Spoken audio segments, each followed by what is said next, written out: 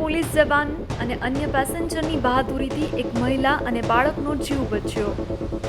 ચાલુ ટ્રેને મહિલા બાળક સાથે ચડવા જતાં મહિલા નીચે પટકાઈ હતી। ટ્રેન અને ટ્રેક વચ્ચેના ગેપ વચ્ચે મહિલા આવે તે પહેલાં પોલીસે અને અન્ય પેસેન્જરે તેને બચાવી લીધી।